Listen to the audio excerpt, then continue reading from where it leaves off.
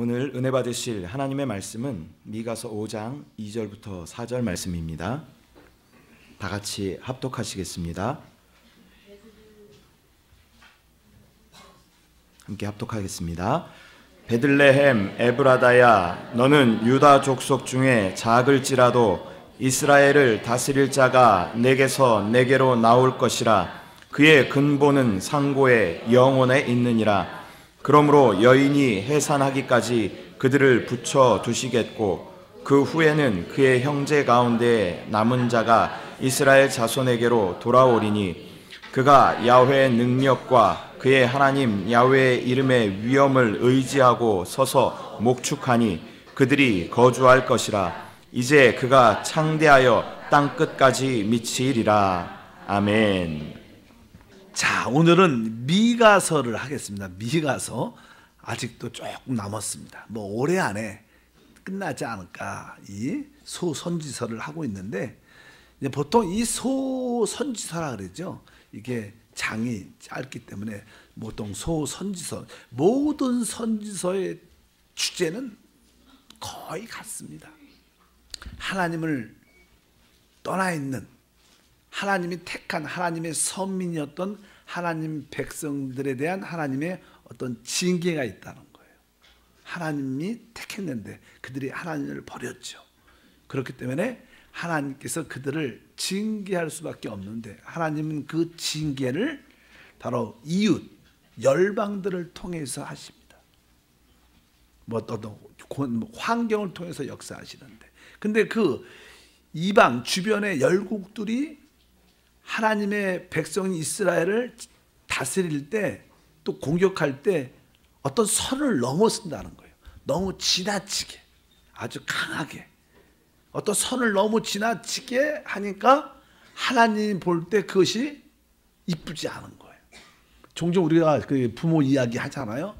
이 남편이나 아내, 어머니나 아버지가 이제 자녀를 징계할 때, 애들을 이렇게 아빠가 혹시 잘 안 하시다가 징계를 할 때 보면 너무 말을 거칠게 하고, 아빠가 아니면 너무 세게 때리니까 징계는 해야 되는데 마음이 여보 그렇게 가면 안 되지, 그러면서 이렇게 좀 말리는 것처럼, 어쩌든지 우리가 우리의 자녀를 징계를 할 수밖에 없을지라도 너무 징계를 세게 하면 옆에서 볼 때 마음이 안 좋습니다. 하나님도 그런 마음이에요. 이스라엘 백성들이 잘못해서 이웃 열국을 통해서 하나님이 심판하고 징계를 하는데, 그 열국들이 너무 지나치게 선을 넘어서 하니까 하나님이 기뻐하지 않아서 먼저 하나님이 그 열국들을 다스려요. 그리고 나서 또 이스라엘 백성도 하나님이 처리하시죠. 어쩐지 우리가 믿는 사람들끼리도 그래요.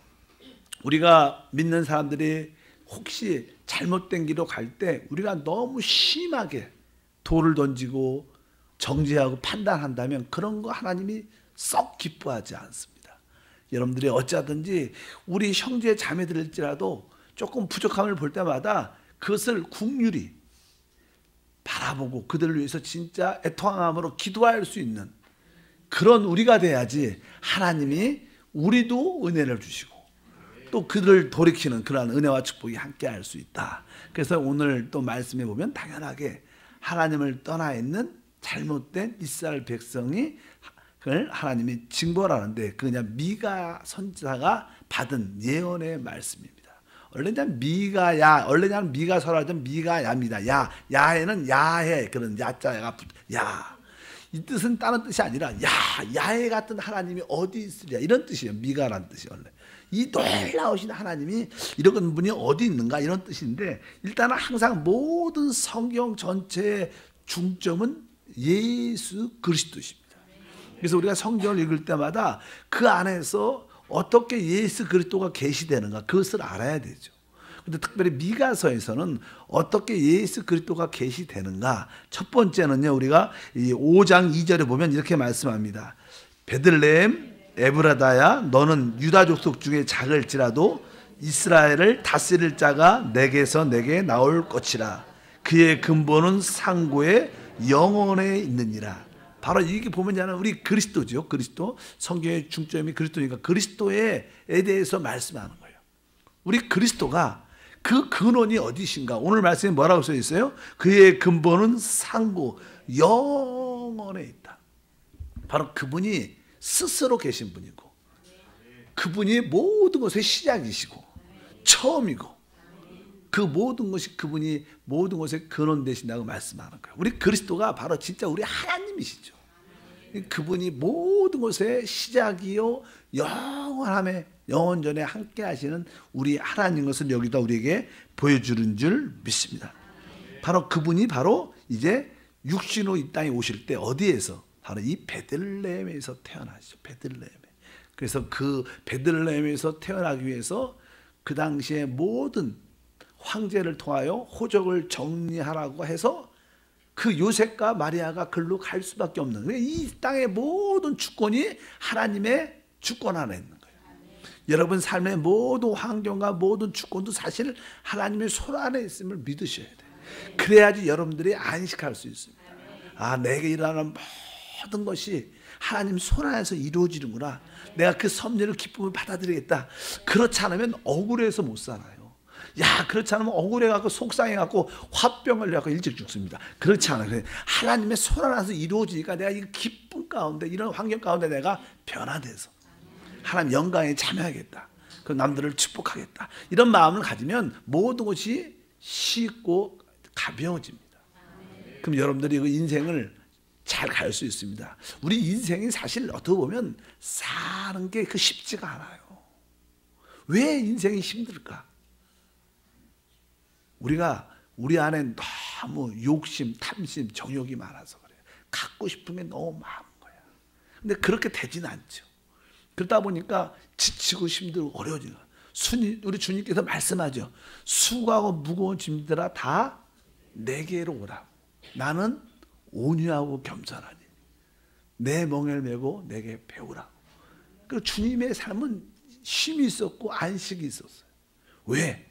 그분은 하나님께 길들여진 분입니다. 그분은 이 땅에서 하나님을 살았어요. 하나님을 나타냈다는 거예요. 그분은 자기의 뜻을 이루는 게 아니라 뭐예요? 하나님의 뜻을 이루기 위해서 하셨어요. 그것이 우리 육신적으로 볼 때는 참 힘든 것 같고 어려운 것 같아요. 사람들이 너무나 타락한 사람들은 내 뜻을 이루려고 해요. 내가 잘 되기를 원해. 내가 갖고 싶은 걸 갖고 싶어 해. 그런 거는 이 땅에 거의 없습니다. 대통령도 그렇게 안 돼요. 자기가 갖고 싶은 거 내 뜻대로 되지 않습니다, 여러분. 안 되는 걸 그렇게 갖고 싶어 하니까 더 힘들어요. 그러니까 아예 여러분들이 안 되는 건 안 되는구나. 우리가 나는 교회에서 잘못 배운 거 하나가 옛날부터 그냥 믿음대로 달자다. 그냥 믿음으로 다 되는 자로. 안 그래요, 여러분. 여러분들 조금 말이 좀 다르지만 로또 사놓고 하나님 로또 1등이 아니면 2등이라도 되게, 이런 거는 기대를 안 하는 게 좋아. 그냥 좀 기대 안 하면 섭섭할 수도 있겠지만 하나님은 그렇게 역사하지 않아요. 그러니까 여러분들이 그런 거에 대한 어떤 기대를 갖지 마시고 항상 모든 일에 자족하는 훈련을 배워야 돼요. 자족하는 훈련. 그럴 때 내게 능력 주시면서 내가 모든 것을 할 수 있다. 참된 행복은 마음에서 와요. 그 마음이 어딘가 자족. 근데 항상 사람들은 상대방과 다른 사람과 비교를 하다 보니까 너무 억울한 것 같아. 분이 나죠. 분이 나. 그냥 열이 나. 승질이 나. 그래갖고 행복하지 않죠. 그런 것은 절대로 우리의 삶을 윤택하게 하지 않습니다. 우리의 진정한 삶은 다음 시대에 있어요. 진짜 하나님은 다음 시대를 위해서 여러분에게 이 땅에 고난과 어려움도 허락했어요. 그런 말이 별로 달갑게 들리진 않겠지만 그 사실인데 어떻게 해? 근데 그러니까 다음 시대에 진정한 축복이 있어요, 여러분. 근데 자꾸만 이 허상에서 자꾸만 그것을 가지려고 그래. 하나님은 그렇게 주지도 않습니다. 왜? 그것은 어린 아이에게 양날이 시퍼렇게 선 면도날 주는 거와 똑같은 거예요. 여러분 그것을 가지면 여러분들의 영혼은 정확하게 잃어버립니다. 여러분들은 정확하게 잘못 갑니다. 여러분은 사단한테 속고 같이 망하는 거예요. 하나님은 그 많이 보이는데 그걸 주시겠어요? 여러분 엄마가 어린아이가 그거 갖고 싶다고 주겠어요? 절대로 안 주죠. 정말 가지려면 어떻게 때렸지. 손을 잘 때려갖고 뺐죠. 여러분 그것도 분명히 알아야 돼. 여러분들이 하나님 안에서 안식을 하면 자연스럽게 하나님이 합당하게 누릴 수 있는 분복을 다 주셔요. 여러분들이 그 분복을 마음껏 누리기를 바랍니다. 그분이 뭐예요? 근원이 상고, 그분은 영원전에 계신 그리스도, 우리 그리스도에 대한 그 계시를 말씀하죠. 또 그분은 이제 아까 5장 4절과 6절에 보면 여러 가지 말이 쭉 기록. 그가 야훼의 능력과 그의 하나님 야훼의 이름의 위엄을 의지하고 서서 뭐예요? 목축한다. 목축한다가 뭐예요? 그분이 우리의 목자라는 거예요. 그리스도만이 우리의 참된 목자고 그분만이 우리의 참된 다스릴 자, 통치자인 것을 분명히 알아야 될 줄 믿습니다. 뒤에 보니까 이제 그가 창대에서 땅끝까지 어떻게 창대하여 땅까지 미칠 것이다. 그러니까 이것은요, 아까 늘 말씀하지만 여러분들이 이 시대는요 다음 시대를 위해서 존재하는 거예요. 그 다음 시대 천년 왕국의 모든 통치가 그때 나타난다는 거예요. 그러니까 우리 주님은 바로 이 땅에 오신 목적이에요. 다음 시대 왕국을 세우기 위해서요. 그래서 그때 진짜 지금은 주님의 이름이 크게 나타나지 않죠. 많은 사람들이 예수 있으면 나와보라 그래. 하나님은 나와보라 그래. 살아있으면 역사해보라 그래. 그런 얘기를 많이 하지만 주님이 그래도 그런 수치와 모욕과 이런 부끄러움 같은 이야기를 많이 들어 잠잠하시냐 우리 하나님. 종종 그러잖아. 누가 여기 복음을 전하는데 누가 막 그러면 하나님 이럴 때 한번 나타나셔서 한번 반짝 보여주셔야 되는데 안 나타나셔. 안 나타나. 그분은 다음 주에 다음 시대에 나타날 거예요. 다음 주 주님이 곧 오실래는지 그렇죠? 다음 시대 주님이 나타나셔서 자기의 이름을 창대케 하고 이 땅이 진짜 주님의 것이어서 다 보게 될 거예요. 시간차가 있지만 우리가 그것을 믿어야 될 줄 믿습니다. 그렇게 이제는 그리스도에 대한 그런 계시가 있어요. 그 다음에 뒤에 보면 이제는 본론으로 들어가서 이제 이스라엘에 대한 하나님의 어떤 징계와 회복에 대한 거. 그럼 늘 말씀하잖아. 그 당연하게 이스라엘은 우리도 영적인 이스라엘이기 때문에 그 이스라엘의 근본적인 문제가 무엇인가? 왜 그들이 하나님께 징벌받고 심판을 받는가? 타선을 받는가? 그것도 당연하게 그들의 허물과 죄 때문이죠. 그래서 거기에 대해서 설명을 쭉 합니다. 1장 5절에 보면 이렇게 말하죠. 이스라엘이 왜 책망받는가? 그 원인이 무엇인가? 1장 5절에 보니까 이는 다 야곱의 허물로 말미암음이요 이스라엘 족속의 죄로 말미암음이라. 야곱의 허물이 무엇이냐? 사마리아가 아니냐? 유다의 산당이 무엇이냐? 예루살렘이 아니냐? 그러니까 이스라엘 백성들이 지금 하나님을 떠나 있다는 거예요. 하나님을 버렸다는 거예요. 우상을 섬긴다는 거예요. 그래서 하나님께서 그들에게 징계, 책망을 할 수밖에 없는데 그 근본적인 원인이 무엇이냐? 당연하게 여기 있어요. 다 야곱의 허물로 말미암아. 그 다음에 다 뭐예요? 이스라엘의 족속의 죄로 말미암아. 그래서 우리는 허물과 죄로 죽었던 우리를 바로 그리스도께서 성령으로 우리를 거듭나게 하사 우리를 살리신 줄 믿습니다. 오늘 말씀해 보면 그 이스라엘의 허물과 죄가 무엇인가? 이 설명이 있어요. 야곱의 허물이 무엇이냐? 뭐라는 거예요? 사마리아가 아니냐. 이게 무슨 뜻이에요? 원래 사마리아는 알다시피 원래 유대인들이 이방인들과 서로 이렇게 결혼해갖고 혼합된 그런 섞인 민족을 말해요. 그러니까 여러분들 우리는 순수하게 하나님께 우리를 거룩한 백성으로 선택했기 때문에 하나님의 속한 것을 갖고 있어야 돼요. 근데 세상에 속한 것을 같이 겸하여 갖고 있으면 그것이 하나님 볼 때는 허물이에요. 여러분들이 늘 세상 걸 사랑해. 돈을 너무 좋아해. 이것은 뭐예요? 허물이야, 허물. 그래서 하나님이 징계할 수밖에 없다는 거예요. 여기서 말하는 것은 그런 뜻입니다. 야곱의 허물이 무엇이냐? 사마리아가 아니냐는 거예요. 왜? 세상과 세상을 연합하여 사랑하는 마음. 여기 우리가 여기 보면 우리 계시록 보면 여기 7교회가 쭉 나와요. 첫 번째 뭐가 나오죠? 에베소. 아주 충성된 교회였어요. 충성된 교회. 그런데 많은 일을 했던 교회인데 그 교회는 일은 많이 했지만 하나님에 대한 그 사랑이 부족했어요. 사랑은 안 하고 일을 열심히 했어요. 열렸어요. 우리도 그럴 수 있잖아요. 두 번째는 뭐예요? 서머나라는 교회, 서머나.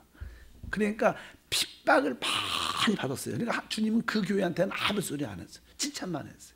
너한테 책망할 것이 있다. 그런 말 안 많이 했어요. 그리스도 때문에 핍박을 받으니까 충성되게 죽도록 충성하고 있어라. 내가 생명의 면류관을 너에게 주겠다. 썩마른 교회한테는 책망을 안 한 교회예요. 다 책망을 했는데 또 세 번째는 뭐예요? 보가모라는 교회예요. 보가모라는 뜻이 결혼이라는 뜻이 뭐예요? 결혼. 누구하고? 세상과 결혼했다. 교회가. 누가 결혼했어요? 세상과 결혼한 교회를. 핍박을 많이 받는 교회는 아름답지만 사단이 핍박하니까 더 세게 잘 믿는 거야. 핍박하니까 더 믿음이 단단해지는 거야. 그래서 작전을 바꿨어. 야, 안 되겠다. 그냥 핍박하지 말고 그냥 다 믿자 우리. 그래서 로마가 어떻게 했어요? 그 국교회를 기독교를 국교로 받아들입니다. 그러니까 뭐 태어나면 다 기독교인이야. 교회만 오면 담요도 하나씩 주고 선물도 하나씩 주고 막 그래. 무조건 줘. 그러니까 무조건 다 신앙은 없는데 그냥 다 자기는 뭐예요? 믿는 사람을 생각해. 그러니까 세상 것이 계속 들어오는 거예요. 그러니까 교회가 드디어 세상화되면서 사단의 전략이 먹힌 거예요. 버가모 교회를 주님이 책망했죠. 그분이 아주 달성건같이 오셔요. 왜? 나누려고 세상과. 그래서 여러분들 여기 사마리아는 뭐예요? 혼합된 신앙을 의미해요. 세상과 짝한 신앙을 의미해요. 이것이 뭐예요? 우리의 허물들이다. 이렇게 말씀하는 거예요. 이 야곱의 허물이 무엇이냐? 그래서 여러분들은 신앙생활을 제대로 하려면 뭐예요? 영과 혼을 분별해야 돼. 영과 혼을 섞어갖고 내 열심, 하나님 열심 막 섞어갖고 하면 하나님이 받아주시지 않습니다. 제가 옛날에 선교지에서 어떤 사모님이 한 분 계셔요. 그 사모님만 얼마나 열심히 센지 열정이 많은지 너무나 열심히 모든 일에 너무 열심히. 제가 볼 때는 너무 자기 열심으로 너무 열심히 하는 것 같아요. 그래서 제가 하루는 이렇게 사모님 그러면서 이야기를 했어요. 너무 사모님 열심히 일하는 것 같다고. 그럼 하나님이 기뻐하시겠어요? 아유 왜요? 내가 이렇게 열심히 하는데 그렇게 말씀을 하시더라고. 근데 별로 이렇게 그런 모습이 썩 아름다운 모습이 아니라 하나님 볼 때는 그것은 뭐예요? 사마리아예요. 사마리아. 왜? 혼합된 영과 혼을 분별해서 영 안에서 하나님 말씀은 살아있고 운동력이 있어. 좌우의 날성구보다 예리해요. 영과 혼을 분별한다는, 쪼갠다는 거예요. 왜? 간절과 골수천을 쪼개 나누는 것처럼 우리의 영과 혼도 분별이 돼야지 합당한 섬김이 있다. 그렇지 않으면 우리 허물이 될 수 있습니다. 그래서 여기에 바로 야곱의 허물이 무엇이냐? 사마리아가 아느냐? 두 번째 뭐예요? 유다의 산당이 무엇이냐? 예루살렘이 아니냐? 야, 산당은요 우상을 섬기는 곳이죠. 나름대로 하나님을 믿는다는 표현을 하지만 하나님 사실은 그 배후에 귀신 우상을 섬기는 거예요. 근데 여기 뭐예요? 유다의 산당이 무엇이냐? 뭐라 그러는 거예요? 예루살렘. 얼마나 무서운 말이에요. 그러니까 우리가 예배를 드린다고 말을 해요. 이 예배 자체가 우상이라는 거야. 왜? 하나님은 영이시다. 예배하는 자는 영과 진리로 예배하라. 하나님은 참으로 예배하는 자다. 이렇게 말하죠. 요한복음에 주님이 세게 얘기하셔요. 진짜 하나님을 참된 예배를 찾고 있다. 하나님이 영이시니까 영 안에 있는 것이 무엇이고 실제 진리가 무엇인가를 모르고 예배드리면 다 뭐예요? 짝퉁이라는 거야. 이렇게 말하는 거예요. 바로 유다의 산당이 무엇이야? 예루살렘이라. 예루살렘. 얼마나 무서운 소리입니까? 우리 주님이 그런 거 싫어한다는 거예요. 합당한 예배를 드리니까 몸만 와서는 안 되는 거예요. 봉사만 해서 안 돼. 진짜 내 마음, 내 중심의 주님을 사랑하는 마음이 있어요. 그래야 진짜 하나님이 기뻐하시는데 이스라엘 백성들이 다 형식적으로 외식적으로 남들한테 보이려고 그렇게 외식하는 신앙으로 하나님을 섬기니까 하나님이 아주 진저리를 칩니다. 그래서 여기 보면 주님이 그렇게 말씀해요. 이렇게 아까 유다의 산당처럼 예루살렘 그렇게 아주 경배하는 모습이 잘못된 자들 향해서 6장 6절에서 7절 보면 이렇게 합니다. 내가 무엇을 가지고 야훼 앞에 나아가며 높으신 하나님께 경배할까? 내가 번제물로 1년 된 송아지를 가지고 그 앞에 나가할까? 야훼께서 천천의 수양이나 만만의 가물 같은 기름을 기뻐하실까? 내 허물을 위하여 내 맏아들을 내 영혼의 죄를 말미암아 내 몸의 열매를 드릴까? 아주 말이 그럴듯한 것 같아요. 내가 무엇을 해가지고 이 앞에 나가며 높으신 하나님께 경배할까? 내가 번제물로 1년 된 송아지를 가지고 그 앞에 나갈까? 야훼께 천천의 수양이나 만만의 강물 같은 기름을 기뻐하실까? 내 허물을 위하여 내 맏아들, 자식을 제물로 드린다는. 하나님은 우리 자식들, 실제 우리 자식을 제물로 드리는 것도 귀신들, 우상들 나타나는 거지. 하나님은 그런 하나님도 아니셔요. 그러니까 사람들이 외적인 그런 모습으로 진짜 마음의 중심을 안 주고 보이는 모습으로만 하나님을 섬기려고. 제가 여러분하고 신앙생활을 쭉 하면서 제가 여러분하고 늘 강조하는 것은 저는 어떤 종교와 형식이 아니라 진짜 여러분 안에 우리 안에 들어오신 내주하는 그리스도를 섬겨야 된다고. 이런 얘기는 무진장 많이 해요. 여러분 여러분 안에 있는 내주하는 그리스도를 인식 못하고 봉사하는 것은 다 어떻게 보면 짝퉁이에요. 그건 종교예요. 종교. 그래서 제가 문자로 보내죠. 종교와 내주하는 그리스도를 섬기는 건 다른 거다. 여러분 마음속에 내 안에 계신 주님을, 내 안에 함께 하신 하나님을, 그분을 인지 못하고 인식하지 못하고 행동하는 모든 것들, 말하는 것들은 거의 다 뭐예요? 주님과 상관이 없는 거죠. 늘 모든 것을 찬양할 때도 내 안에 계신 주님을 바라보고, 기도할 때도 그분을 바라보고, 기도조차도 그분을 느끼면서 기도를 해야지, 바라보면서 기도해야지. 그냥 말로만 막 기도한다고 기도입니까? 그렇지 않죠. 그러니까 이런 모습을 말하는 거예요. 이렇게 주님이 이렇게 하요. 내가 무엇을 수양, 얼만큼 많이 갖고 와도 나하고 상관없다는 거예요. 그런 뜻으로 주님께서 말씀하는 줄 믿어요. 진짜 하나님 원하시는 게 뭐냐? 그렇게만 설명을 하죠. 6장 8절은 뭐합니까? 사람아, 주께서 선한 것이 무엇임을 내게 보이셨나니 야훼께서 내게 구하시는 것은 오직 정의를 행하며 인자를 사랑하며 겸손한 내 하나님과 함께 행하는 것이 아니냐. 그러니까 하나님이 원하시는 제자는 다윗이 고백하는 내 안에 있는 상한 마음입니다. 진짜 애통하고 상한 마음을 가지고 눈물로 주 앞에 기도하고 감사하고 찬양, 그런 애통한 마음을 가지고 와야지 진짜 예배인데, 진짜 나를 섬기는 것인데, 너희가 진짜를 안 가지고 겉에 것만 쫙 가지고 하다 보니까 결국 뭐예요? 오직 자기를 위해서, 축복을 위해서, 결국 하나님을 이렇게 진짜 하나님을 믿으니까 하나님이 늘 거룩, 신실, 의 이런 거 따지죠, 우리 하나님은. 근데 우상은 뭐예요? 복을 주고 건강을 주고 돈을 주고 막 이런 거니까 어디가 좋아요? 그게 더 좋으니까 다 우상한테 가는 거예요. 또 이게 직접 들려. 우리 하나님 말이 없듯이요. 여러분 기도해도 대답을 잘 안 하죠, 주님. 근데 이 귀신들은 뭐예요? 내가 예언한다. 그래서 말도 그만 해야죠. 종종 어떤 이상한 데 가면 빨리빨리 얘기해 주죠. 당신에게 이게 부족하고요, 이게 부족하고. 하나님이 이렇게 말씀하십니다. 너무 그런 거에 너무 예민한 거야. 우리 하나님은 어느 때 대답을 잘 안 하십니다. 그냥 하나님은 여러분 안에서 하나님의 언어로 말씀하세요. 그게 기름 부음인 줄 믿습니다. 기름 부음과 친하신 바랍니다. 그렇지 않다는 거예요. 이들이 진짜 하나님의 마음을 모른다는 거예요. 하나님은 진짜 뭐예요? 정의를 행하며. 진짜 정의가 뭐예요? 이 땅에 정의, 의는 예수밖에 없는 거예요. 여러분들이 착한 일 한다고 그게 정의가 아니에요. 그것은 인간이 보는 선이야.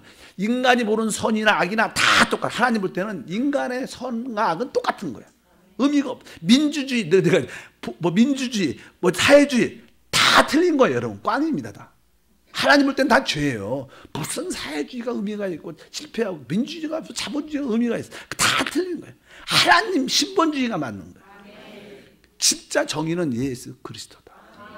여러분들 예수님을 붙잡고 있을 때 여러분들 진짜 정의로운 사람, 의로운 사람, 하나님을 기뻐하는 의를 갖게 되는 것이고, 인자를 진짜 사랑이죠. 주님을 사랑하고 진짜 우리 영혼을 서로를 사랑하는 계명의 결론이 뭐예요? 사랑하는 거, 사랑. 사랑의 표현이 없다면 겸손하게 하나님과 동행하는 것이 하나님의 진정한 마음인데, 하나님과는 관계없이, 실제는 관계없이 그냥 외적인 보여주는 모습, 사랑을 보여주기 위한 신앙들, 그런 걸 많죠. 외식한다는 외식. 그러니까 많은 사람들이 교회에서 봉사하는 것도 누구한테? 사람한테 보여주려고. 내가 열심히 하지. 내가 아주 겸손하게 봉사하지. 아주 이런 모습을, 다 그런 것을 우리 주님이 다 뭐예요? 책망하는 것을 말씀하는 거예요. 우리에게 이런 요소가 없어야 될 줄 믿습니다. 그러니까 이제는 결국 어떻게?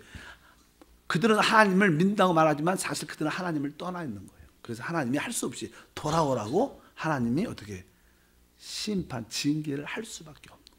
깨닫지 못하니까. 그래서 나는 하나님의 심판이 온다.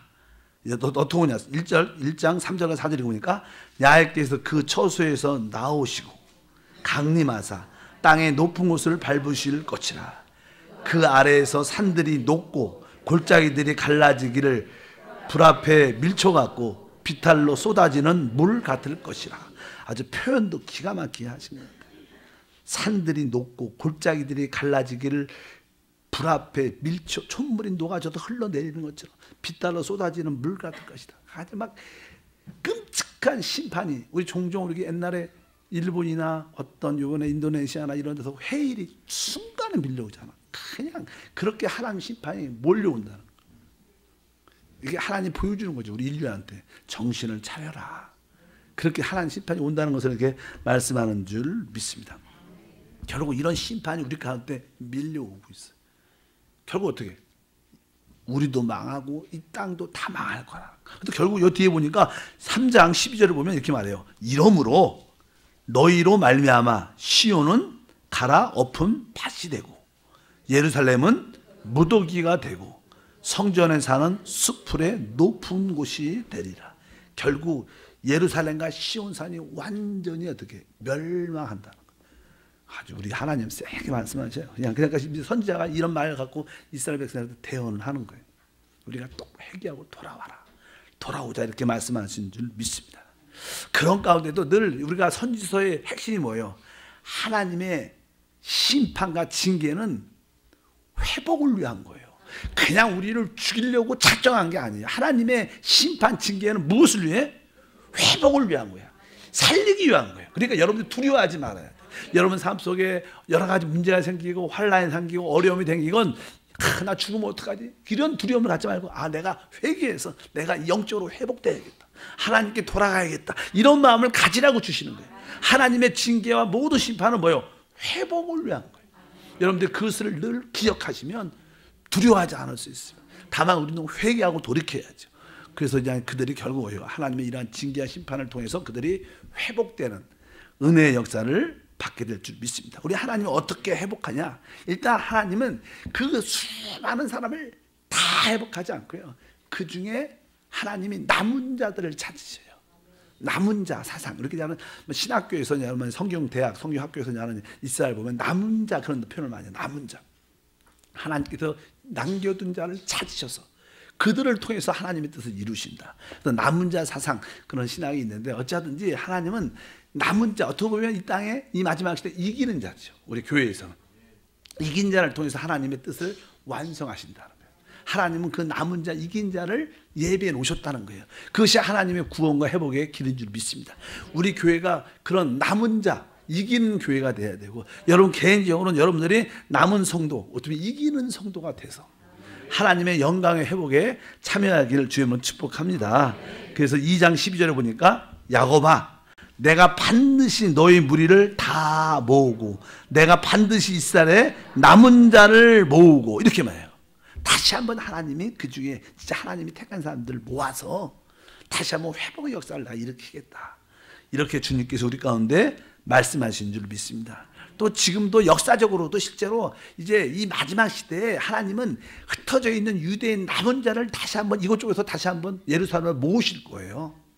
그래도 많이도 지금 돌아도 갔고 실제로도 다시 한번 마지막 때 모으셔서 하나님께서 마지막 때 이 남양의 땅 전쟁의 큰 대환란 가운데 있을 때 하나님께서 그들을 구원하셔서 하나님 역사를 이루실 것을 우리가 믿어야 될 줄 믿습니다. 그럴 때 이렇게 하나님이 이렇게 회복을 할 때 아까 말씀한 것처럼 그분이 친히 우리의 목자로 오시고 우리의 통치자로 오시고 이 땅에 천년 왕국으로 통해서 회복할 것이다. 하나님의 회복은요 개인적인 회복이 있지만 또 이 세상의 회복은 뭐예요? 천년 왕국이에요. 이 땅이 지금 썩어가고 있잖아요. 너무나 분열과 너무나 모든 지구가 아파요. 이런 얘기가 지구가 아프다. 그래서 누가 회복을 해야 될 거 아니야.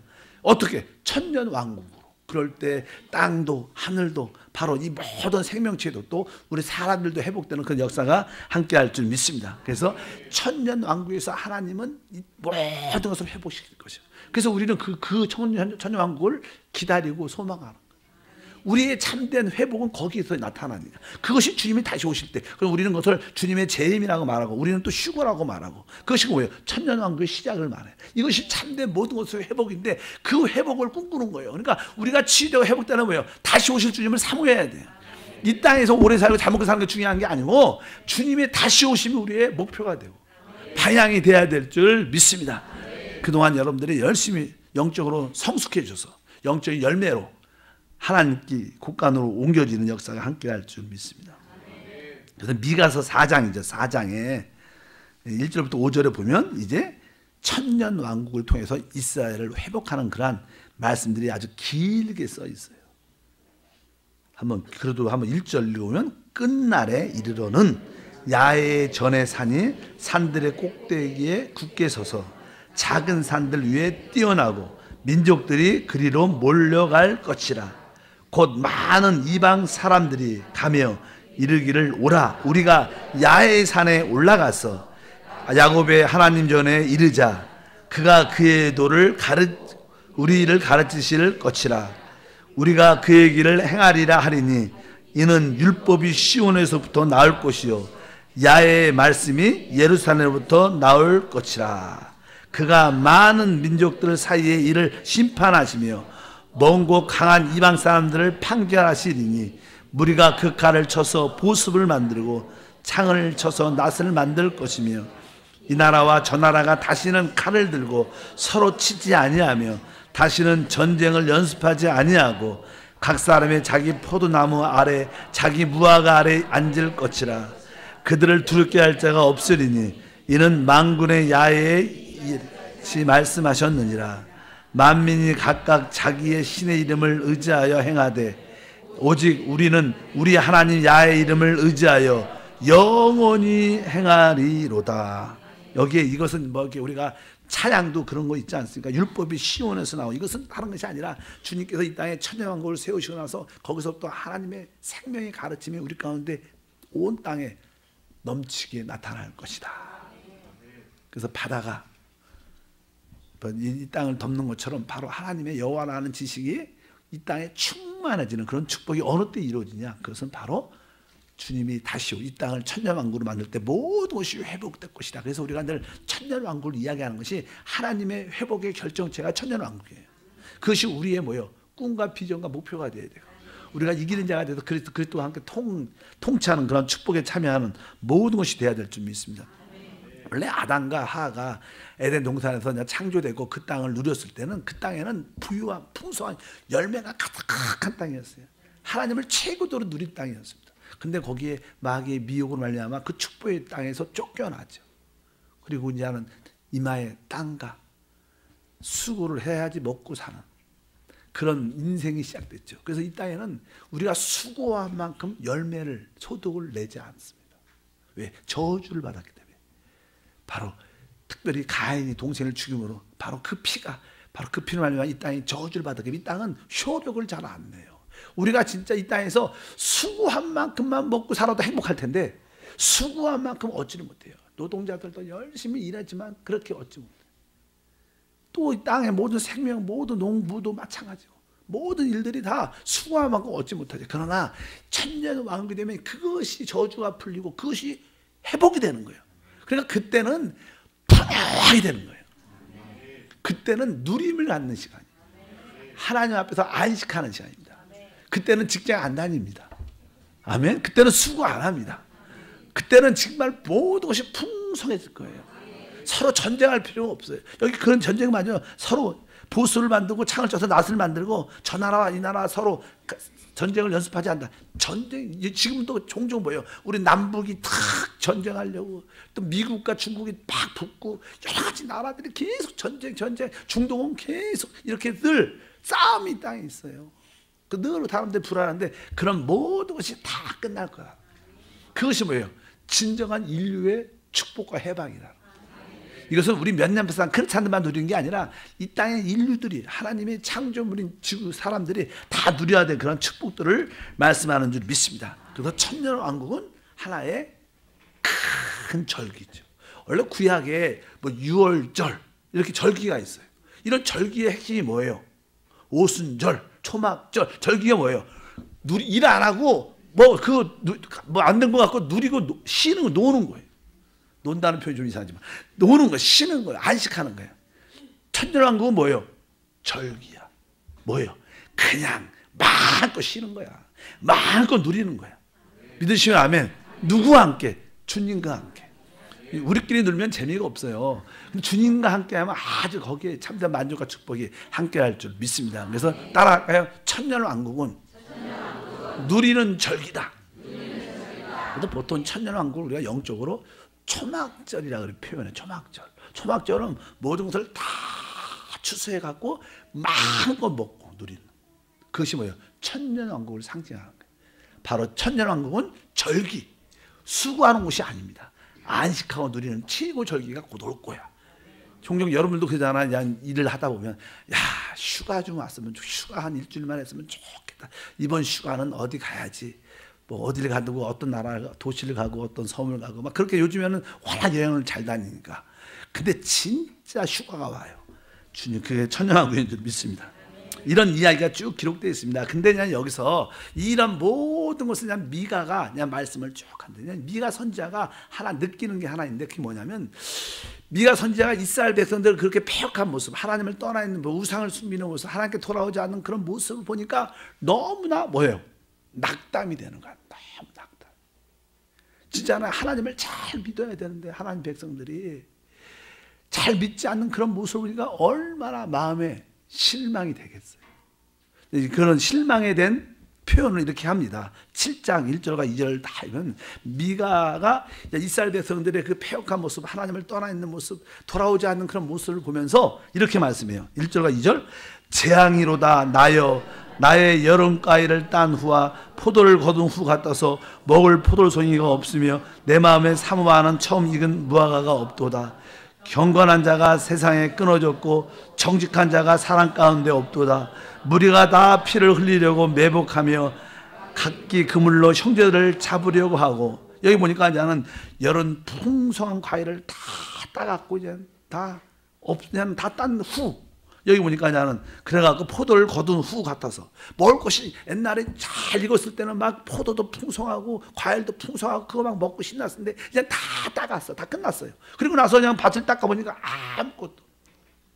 그러니까 지금 너무나 먹을 것도 없고 얼마나 슬픈 마음이냐. 그 사람이 신앙생활 할 때 중요한 것은요, 너무 자신을 바라보면 안 돼요. 신앙은요 우리를 바라보는 게 아니에요. 이 미가 선지자가 이스라엘 백성을 바라보니까 그렇게 부패하고 타락하고 아주 공허하고 텅 빈 그런 모습을 보니까 너무나 슬픈 것처럼 애통함이 많이 있는 것처럼 우리 신앙도요 너무 성도들이 자기한테 민감.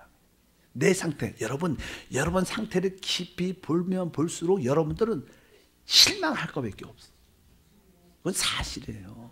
저도 내 자신 보면 실망 얼마나 많이 하는데 난 내 자신 잘 안 봅니다. 왜? 그냥 내 안에 주님을 바라보지 내 상태를 잘 안 봐. 그건 뭐 보긴 비슷하죠. 근데 달라 느낌이. 그러니까 여러분들은 내 자신을 바라보는 게 아니야. 많은 사람들은 자기야라는 우상에 붙잡혀 자기 느낌, 나 상태. 내가 조금 기도 못하면 그걸 너무나 싫어하고 또 내가 뭐 못하면 내가 뭐가 좀 안 되면 또 죄지면 또 그것 때문에 너무 나쁘진 않죠. 그러나 너무 그것 때문에 심해지면 어떻게 실망을 하게 돼. 신앙은 실망하면 안 됩니다. 낙심하면 안 돼요. 그래서 우리가 말하잖아요. 사도 바울도 우리가 낙심하지 않는다. 왜? 우리 겉사람은 날로 후패해진다는 거예요. 잠깐 우리 자신을 바라보면 우리 후패해지는 그런 모습밖에 없는데 낙심할 수밖에 없어요. 그러나 우리 속사람은 날로 새로워지는 거예요. 우리는 우리 영하나 계신 주님을 바라보는 것이지 내 혼에 아주 타락하고 좋지 않은 실패하는 모습 내 자신을 바라보면 안 돼요. 근데 또 이렇게 내 자신이 좀 잘 되는 모습 보면 금방 교만해져요. 사람이 조금만 잘 되면 또 우쭐해져 갖고 말이야. 뭐 모든 걸 다 가진 것처럼 기고만장해지다가 좀 뭐 안 되면 막 모든 힘은 다 졌어. 지구지면 다 져갖고 내가 이렇게 그러면 안 된다는 거예요. 여러분의 상태를 바라보지 말고 우리의 신앙은 누굴 바라봐요? 오직 주님을 바라봐. 그래서 여러분들 거기서 하나 깨달아야 돼. 신앙은 나의 실패한 상태를 바라보는 게 아니라 설사 내가 잘한 상태도 바라보는 게 아니라 그냥 그런 잘했으면 하나님께 감사하고 은혜였습니다. 그리고 탁 털고 또 주님을 바라봐. 계속 주님만 바라보고 달려가시기를 주여 축복합니다. 그래서 이 미가는 이렇게 외칩니다. 7장 7절 읽어보니까 오직 나는 야훼를 우러러 보며 나의 구원의 하나님을 바라보나니 나의 하나님이 나에게 귀를 기우시리로다. 그러니까 우리는 오직 주님만 바라보는 거예요. 우리의 연약함 실패를 다 바라보지 않고 그런 거로 낙심하고 실망하지 말고 주님을 바라보시기 바랍니다. 그럴 때 여러분들 주님을 바라보면 하나님께서 우리에게 그 새 언약을 기억나게 하죠. 그래, 하나님 나에게 이 축복을 예배해 놓으셨지. 이 온유한 자가 받는 이 땅을 예배해 놓으셨지. 이 땅이 내 건데 하나님이 주신 그 새 언약이 기억나는 거예요. 아, 맞아, 하나님 나에게 이러한 축복을 말씀하셨지. 이것이 진짜지. 그러면서 우리는 믿음으로 사는 줄 믿습니다. 그래서 11절과 12절에 보니까 내 성벽을 건축하는 날 곧 그날에 지경이 넓혀질 것이라. 여러분들이 모든 범사에 건강도 물질도 뭐 삶의 모든 것이 이게 지경이 넓혀지는 건 좋은 거 아니에요? 축복이 있다는데 그것이 어느 때 오냐? 바로 성벽이 어떻게 건축되는 날.